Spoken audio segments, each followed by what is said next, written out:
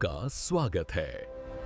राधिका, क्या तुमने कभी सोचा है कि घर यानी होम का असली मतलब क्या होता है? ईंट और पत्थर की चारदीवारी, या वो एहसास कि तुम इस जमीन का हिस्सा हो और ये जमीन तुम्हारी है?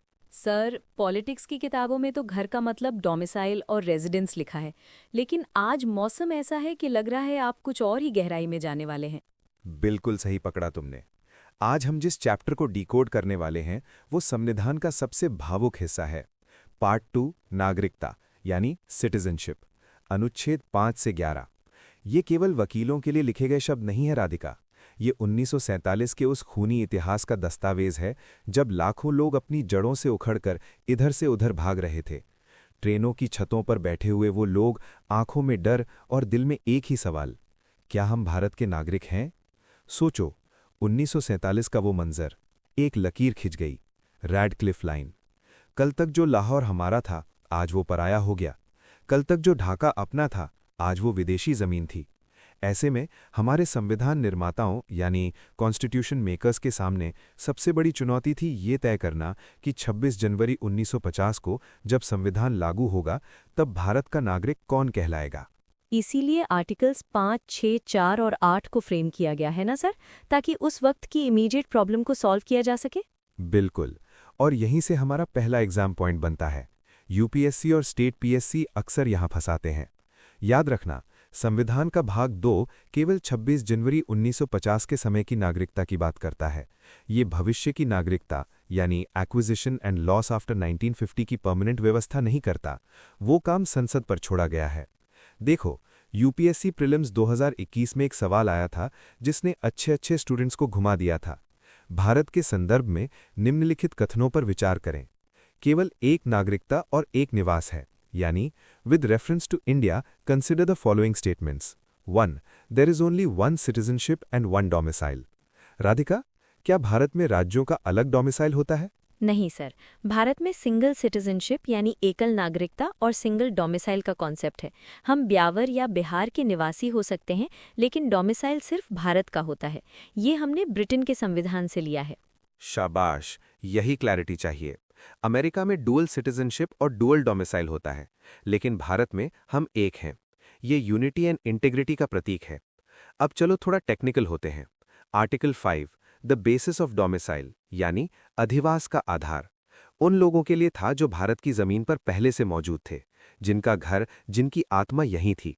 इसके लिए 3 शर्तें थी, और राधिका, तुम्हें ये शर्तें जुबानी याद होनी चाहिए, क्योंकि यूपीपीएससी प्रीलिम्स 2020 और बीपीएससी में इसे स्टेटमेंट के रूप में पूछा गया है। आर्टिकल 5 के तहत नागरिक बनने के लिए सबसे पहले व्यक्ति का भारत में डोमिसाइल होना अनिवार्य था, और उसके साथ इन 3 में से कोई एक शर्त पूरी होनी चाहिए। बॉर्न इन इंडिया, या तो उसका जन्म भारत में हुआ हो, either parent born in India, या उसके माता पिता में से किसी एक का जन्म भारत में हुआ हो, ऑर्डिनरी रेजिडेंट फॉर 5 ईयर्स, या वो संविधान लागू होने से ठीक पहले कम से कम 5 साल यानी 1945 से भारत में सामान्य रूप से रह रहा हो। सर, ये तीसरी शर्त बहुत महत्वपूर्ण है, 5 साल का निवास। इसका मतलब है कि जो लोग बंटवारे की आग से दूर थे, जो पीढ़ियों से यहीं थे, उन्हें आर्टिकल 5 ने सुरक्षित कर दिया। बिल्कुल, लेकिन असली ड्रामा, असली दर्द और असली सिनेमा तो आर्टिकल 6 और 7 में छिपा है। ये वो आर्टिकल्स हैं जो उन रेफ्यूजीज यानी शरणार्थियों की कहानी कहते हैं, जो अपना सब कुछ छोड़कर भागे थे। अब देखो, द माइग्रेशन ट्रेजेडी यानी आर्टिकल 6 एंड 7। कल्पना करो राधिका, पाकिस्तान से एक ट्रेन आ रही है, उसमें लोग भरे हुए हैं, कुछ छत पर, कुछ खिड़कियों से लटके हुए। वे भारत आ रहे हैं, उम्मीद लेकर। आर्टिकल 6 इन्हीं लोगों के लिए है, migrants from Pakistan to India. लेकिन यहां संविधान निर्माताओं ने एक तारीख को पत्थर की लकीर बना दिया। वो तारीख थी 19 जुलाई 1948, यानी 19 जुलाई 1948। क्या तुम बता सकती हो राधिका, ये तारीख इतनी महत्वपूर्ण क्यों है? इसे आरपीएससी आरएएस 2013 और एसएससी सीजीएल में कई बार इनडायरेक्टली पूछा गया है। जी सर, जहाँ तक मैंने पढ़ा है, यही वो तारीख थी जब भारत और पाकिस्तान के बीच परमिट सिस्टम लागू हुआ था। उससे पहले कोई भी बेरोक-टोक आ जा सकता था, लेकिन 19 जुलाई 1948 के बाद आने वालों को परमिट लेना पड़ता था। बिल्कुल, यही है वो बारीक धागा। तो आर्टिकल 6 दो हिस्सों में बंट गया। केस ए, बिफोर 19 जुलाई 1948, जो लोग इस तारीख से पहले भारत आ गए, वो अपने आप नागरिक बन गए, बशर्ते वो तब से भारत में रह रहे हों। केस बी, आफ्टर 19 जुलाई 1948, जो लोग इस तारीख को या इसके बाद आए, उन्हें नागरिकता पाने के लिए 6 महीने भारत में रहना पड़ा और फिर खुद को रजिस्टर करवाना पड़ा। लेकिन राधिका, इससे भी ज्यादा दर्दनाक कहानी आर्टिकल 7 की है। ये उन लोगों की कहानी है जो भटक गए थे। सोचो, मार्च 1947 में दंगे शुरू हुए। डर के मारे कुछ मुस्लिम परिवार भारत छोड़कर पाकिस्तान भाग गए, लेकिन वहां जाकर उन्हें एहसास हुआ कि वो जमीन उनकी नहीं है। उन्हें वहां भी मुहाजिर कहा गया। वे वापस अपने वतन भारत लौटना चाहते थे।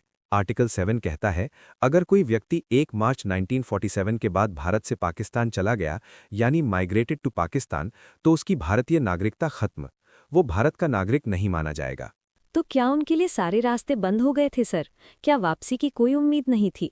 संविधान निर्दयी नहीं है राधिका। उसमें हमेशा एक प्रोविजो यानी परंतुक होता है। आर्टिकल 7 ने कहा, अगर ऐसा व्यक्ति रीसेटलमेंट परमिट लेकर वापस भारत आता है तो उसे आर्टिकल 6 के तहत 19 जुलाई 1948 के बाद आने वाला प्रवासी माना जाएगा। उसे भी 6 महीने रहना होगा और फिर खुद को रजिस्टर करवाना होगा। ये सवाल एमपीएससी राज्य सेवा मेंस में स्टेटमेंट के रूप में आया था। आर्टिकल 7 ओवरराइड्स आर्टिकल 5 और 6, यानी अनुच्छेद 7, अनुच्छेद 5 और 6 पर भारी पड़ता है। इसका मतलब, अगर आप पाकिस्तान चले गए तो आर्टिकल 5 का जन्मसिद्ध अधिकार भी आपको नहीं बचा पाएगा जब तक आप परमिट लेकर वापस ना आ जाए। अब नेक्स्ट आर्टिकल है द ग्लोबल इंडियन, यानी आर्टिकल 8। अब नज़र भारत की सीमाओं से बाहर ले चलो। आज जिसे हम इंडियन डायस्पोरा कहते हैं, उसकी नींव आर्टिकल 8 में है। उस समय भी हजारों भारतीय मलाया, बर्मा और अफ्रीका में थे। स्वतंत्रता संग्राम में उनका भी योगदान था। आर्टिकल 8 कहता है कि अगर कोई व्यक्ति या उसके माता पिता या दादा दादी अविभाजित भारत में पैदा हुए थे लेकिन वो विदेश में रह रहा है, तो वो भारत का नागरिक बन सकता है। कैसे सर? उसे उस देश में भारतीय दूतावास यानी डिप्लोमैटिक और कॉन्सुलर रिप्रेजेंटेटिव में खुद को रजिस्टर करवाना होगा। ये प्रावधान आज के OCI यानी overseas citizen of India card का वैचारिक पूर्वज यानी आइडियोलॉजिकल एंसेस्टर है। अब नेक्स्ट आर्टिकल है द पार्लियामेंट्स पावर, यानी आर्टिकल्स 9, 10 और 11। अब हम संविधान के अंत की ओर बढ़ रहे हैं। आर्टिकल 9 ये एक लाइन का डेथ सेंटेंस है डुअल सिटीजनशिप के लिए। No dual citizenship. अगर आपने स्वेच्छा से किसी विदेशी देश की नागरिकता ले ली तो आपकी भारतीय नागरिकता उसी क्षण खत्म। SSC CGL 2019 और रेलवेज NTPC 2021 में ये सीधा सवाल आया था, किस अनुच्छेद के तहत विदेशी नागरिकता लेने पर भारतीय नागरिकता समाप्त हो जाती है? जवाब है अनुच्छेद 9। आर्टिकल 10 आपको सुरक्षा देता है। ये कहता है कि आपकी नागरिकता आपसे कोई मनमर्जी से नहीं छीन सकता। ये केवल संसद द्वारा बनाए गए कानून यानी subject to provisions of any law made by parliament के तहत ही छीनी जा सकती है। और यह है सबसे शक्तिशाली अनुच्छेद। इसने संसद को ब्रह्मास्त्र दिया। संविधान ने हाथ खड़े कर दिए और कहा, भविष्य की नागरिकता संसद बनाएगी। इसी शक्ति का प्रयोग करके संसद ने सिटीजनशिप एक्ट 1955 यानी नागरिकता अधिनियम 1955 पारित किया। राधिका, अब तक जो हमने पढ़ा वो इतिहास था 1950 तक। अब जो हम पढ़ेंगे वो वर्तमान और राजनीति है। Citizenship act 1955। ये एक्ट अब तक 6 बार संशोधित हो चुका है। 1986, 1992, 2003, 2005, 2015 और 2019। हर संशोधन के पीछे एक कहानी है, एक दर्द है और एक वोट बैंक है। अब देखो, द सिटीजनशिप एक्ट 1955 एक्विजिशन यानी नागरिकता प्राप्ति। नागरिकता अधिनियम 1955 5 तरीकों से नागरिकता देने की बात करता है। इसे हम कोड वर्ड ब्रांड से याद रख सकते हैं, लेकिन क्रम थोड़ा अलग है। बर्थ यानी जन्म, डिसेंट यानी वंश, रजिस्ट्रेशन यानी पंजीकरण, नेचुरलाइजेशन यानी प्राकृतिकरण या देशीकरण और इनकॉर्पोरेशन ऑफ टेरिटरी यानी क्षेत्र समाविष्टि। सर, ये बाय बर्थ में तो बहुत कंफ्यूजन होता है। पहले कहते थे जो भी भारत में पैदा हुआ वो भारतीय, फिर नियम बदल गए। इसे क्लियर कर दीजिए प्लीज। देखो राधिका, भारत ने जस सोलाय यानी भूमि का अधिकार से शुरुआत की थी, लेकिन धीरे धीरे हम जस सैंग्विनिस यानी रक्त का अधिकार की तरफ बढ़ गए। इसे 3 फेजेस यानी चरणों में समझो। ये यूपीएससी मेंस और RAS इंटरव्यू के लिए बहुत क्रिटिकल है। फेज 1, इसका समय था 26 जैन 1950 से 1 जुलाई 1987 तक। ये भारत का उदारवादी दौर था। अगर आपका जन्म भारत की धरती पर हुआ तो आप भारतीय हैं, चाहे आपके माता पिता कोई भी हों, भले ही विदेशी हों या अवैध प्रवासी। फेज 2, इसका समय था 1 जुलाई 1987 से 3 दिसंबर 2004 तक। यहां हमें घुसपैठ का डर सताने लगा, खासकर बांग्लादेश से। संसद ने 1986 में संशोधन किया। अब नियम बना, जन्म भारत में हो प्लस माता या पिता में से कोई एक भारतीय नागरिक होना चाहिए। फेज 3, इसका समय था आफ्टर 3 दिसंबर 2004 तक। ये सबसे सख्त दौर है 2003 के संशोधन के बाद। अब नियम है, जन्म भारत में हो प्लस दोनों माता पिता भारतीय हों और एक भारतीय हो और दूसरा अवैध प्रवासी नहीं होना चाहिए। ओह, तो 2004 के बाद अगर कोई अवैध प्रवासी भारत में बच्चे को जन्म देता है तो उस बच्चे को नागरिकता नहीं मिलेगी? बिल्कुल नहीं। ये कदम अवैध प्रवास को रोकने के लिए उठाया गया था। अब बाय डिसेंट को देखो। पहले 1950 से 1992 तक हमारा कानून पितृसत्तात्मक यानी पेट्रियार्कल था। विदेश में पैदा हुए बच्चे को नागरिकता तभी मिलती थी जब उसका पिता भारतीय हो। माता के भारतीय होने से फर्क नहीं पड़ता था। लेकिन महिलाओं ने संघर्ष किया। 1992 में संशोधन हुआ। अब माता या पिता यानी ईदर पेरेंट में से कोई भी भारतीय हो तो बच्चे को नागरिकता मिल जाएगी। लेकिन 2004 के बाद विदेश में पैदा हुए बच्चे का जन्म 1 साल के भीतर भारतीय वाणिज्य दूतावास यानी कॉन्सुलेट में रजिस्टर कराना अनिवार्य कर दिया गया। सर, रजिस्ट्रेशन और नेचुरलाइजेशन में क्या अंतर है? दोनों में तो विदेशी ही नागरिक बन रहे हैं। बहुत बारीक अंतर है। रजिस्ट्रेशन यानी पंजीकरण, ये उन लोगों के लिए है जिनका भारत से खून का रिश्ता या शादी का रिश्ता है, जैसे PIOs यानी पर्सन्स ऑफ इंडियन ओरिजिन, या वो विदेशी जो भारतीय से शादी कर लें। इनके लिए शर्त है 7 साल का निवास। नेचुरलाइजेशन यानी देशीकरण, ये पूरी तरह से विदेशियों के लिए है जिनका भारत से कोई लेना देना नहीं था, जैसे मदर टेरेसा या अदनान सामी। इनके लिए शर्त है 12 साल का निवास यानी 11 साल प्लस आवेदन से पहले 1 साल लगातार।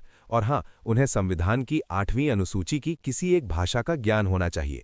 यहीं पर CAA 2019 ने खेल बदल दिया। उसने इस नेचुरलाइजेशन के समय को कुछ खास लोगों के लिए बदल दिया, लेकिन उस पर हम थोड़ी देर में आएंगे। पहले बताओ, नागरिकता जाति कैसे है? नागरिकता अधिनियम 1955 की धारा 9 और 10 के तहत 3 तरीके हैं नागरिकता खोने के। रिनंसिएशन यानी स्वैच्छिक त्याग, मैं अपनी मर्जी से छोड़ता हूं। ध्यान रहे, अगर युद्ध चल रहा हो तो सरकार इसे रोक सकती है। टर्मिनेशन यानी बर्खास्तगी, जैसे ही आपने दूसरे देश का पासपोर्ट लिया, भारत की नागरिकता टाटा बाय बाय। और आर्टिकल 9 का स्टैट्यूटरी रूप।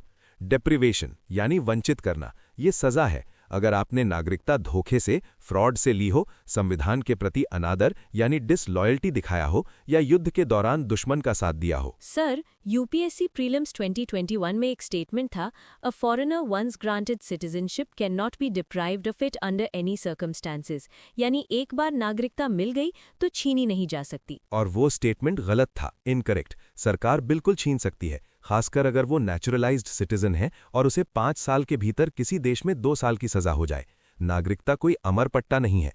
अब हम उस टॉपिक पर हैं जिसने पूरे देश को हिला दिया था, सिटीजनशिप अमेंडमेंट एक्ट 2019।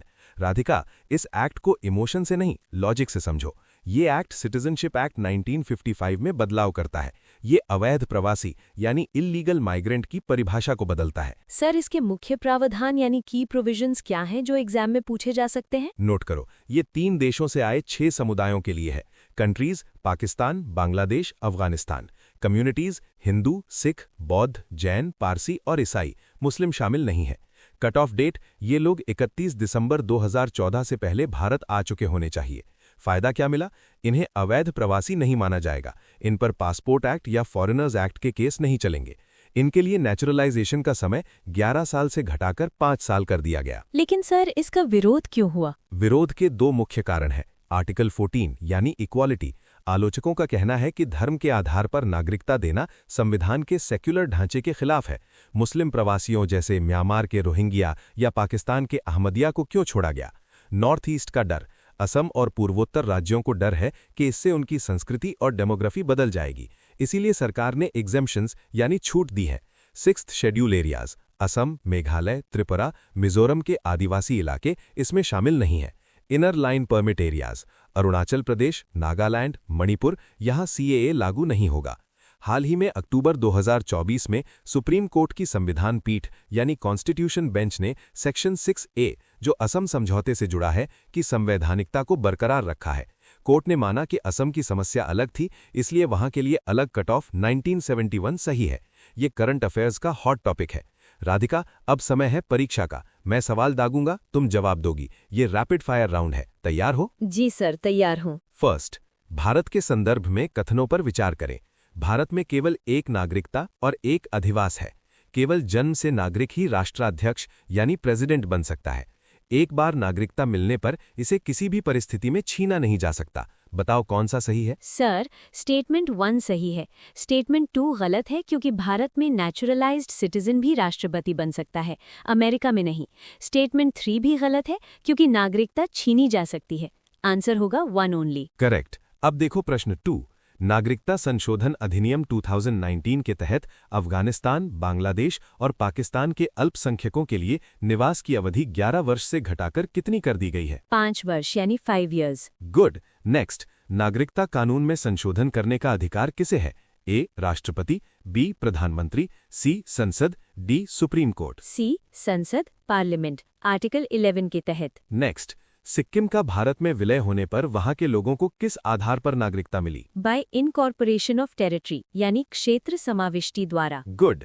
अगला देखो, भारतीय संविधान में एकल नागरिकता यानी सिंगल सिटीजनशिप का प्रावधान किस देश से लिया गया है? ब्रिटेन, यूके से। लास्ट वन, किस अनुच्छेद के तहत 26 जनवरी 1950 को नागरिकता के प्रावधान लागू हुए? आर्टिकल 5, 6, 7, 8, 9। ये वो आर्टिकल्स थे जो 26 नवंबर 1949 को ही लागू हो गए थे, आर्टिकल 394 के अनुसार। बाकी संविधान 1950 में लागू हुआ। अद्भुत राधिका, तुम्हारी तैयारी अब सही दिशा में है। तुमने न सिर्फ रटा है बल्कि समझा है। देखो, नागरिकता तो पहचान है, लेकिन जिस जमीन के तुम नागरिक हो उसे जानना भी उतना ही जरूरी है। पॉलिटी को ज्योग्राफी के बिना समझना अधूरा है, और ज्योग्राफी को किताबों से रटने के बजाय उसे देखना चाहिए। अगर तुम भारत के भूगोल यानी इंडियन ज्योग्राफी को रटना नहीं बल्कि जीना चाहती हो नदियों के साथ, नागरिकता सिर्फ एक कागज का टुकड़ा नहीं है, ये उन लाखों कुर्बानियों का वसीयतनामा है जिन्होंने इस देश को बनाया। संविधान को पढ़ो, उसे जियो। जय हिंद।